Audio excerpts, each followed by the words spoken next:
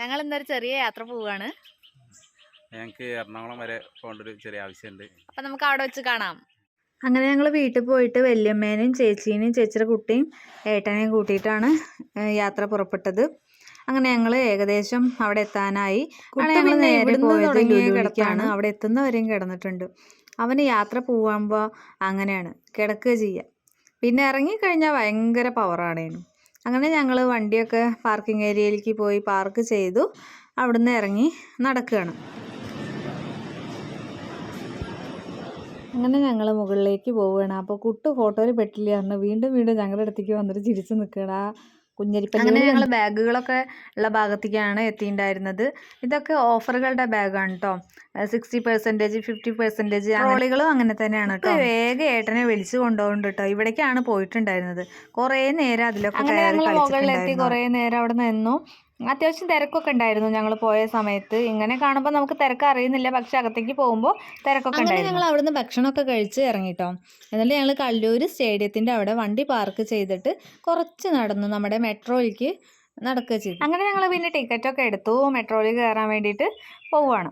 അങ്ങനെ നമ്മുടെ കുഞ്ഞുവണ്ടി വന്നു. അങ്ങനെ കുഞ്ഞുവണ്ടിയിൽ നമ്മൾ കയറി. കുട്ടുവിനൊരു കൗതുകമായിരുന്നു ഇത് കണ്ടപ്പോൾ.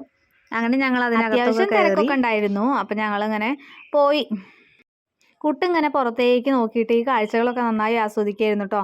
അപ്പോൾ ഏട്ടൻ അവനോട് പിന്നെ ഞങ്ങൾ സ്റ്റേഷനിൽ ഇറങ്ങിയിട്ട് നടക്കുകയാണ് കേട്ടോ. അപ്പോൾ ഞങ്ങളിങ്ങനെ ഇറങ്ങുകയാണ്.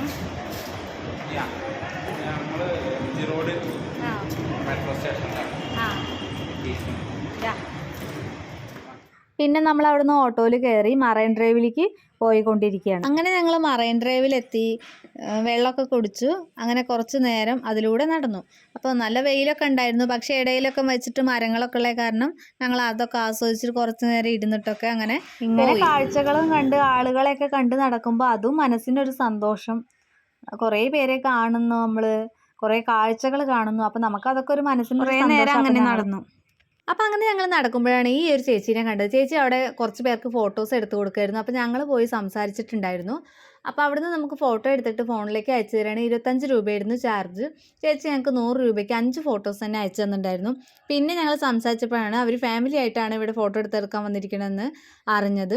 അവരും അവരുടെ ഹസ്ബൻഡും മകനും ഉണ്ടായിരുന്നു. മകൻ്റെ പേര് അച്ചു എന്നാണ്. അവൻ കുറേ നേരം സംസാരിച്ചു. നമ്മുടെ യൂട്യൂബ് ചാനലിൻ്റെ കാര്യങ്ങളൊക്കെ ചോദിച്ചു. ചേച്ചി ഒരുപാട് ഐഡിയകളൊക്കെ ഉണ്ട് ചേച്ചി, അതൊക്കെ പഠിച്ചിട്ട് ചേച്ചി ചെയ്യുന്നൊക്കെ പറഞ്ഞു. അവരുടെ ഇൻസ്റ്റാ പേജ് കേട്ടോ. അത് അവർ പറഞ്ഞിട്ടൊന്നല്ല, നമുക്ക് അവരെ കണ്ടപ്പോൾ ഒരു സന്തോഷം, അവരെ ഒരു പെരുമാറ്റം കുറേ നടന്നതല്ലേ. അപ്പോൾ നമുക്കൊന്ന് വെള്ളം കുടിക്കാമെന്ന് കരുതിയിട്ട് അവിടെ നിന്നു.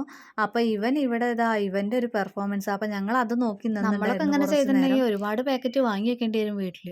അവന് യാതൊരുവിധ കൂസലില്ല. ഇനിയിപ്പോൾ അപ്പുറത്തേക്ക് ഒരാൾ വിളിച്ചു കഴിഞ്ഞാൽ അവൻ അതുകൊണ്ട് അങ്ങോട്ട് നടക്കുന്നുണ്ട്. ഞാനത് വീഡിയോയിൽ കട്ട് ചെയ്ത കാരണമാണ് അത് കാണിക്കാത്തത്.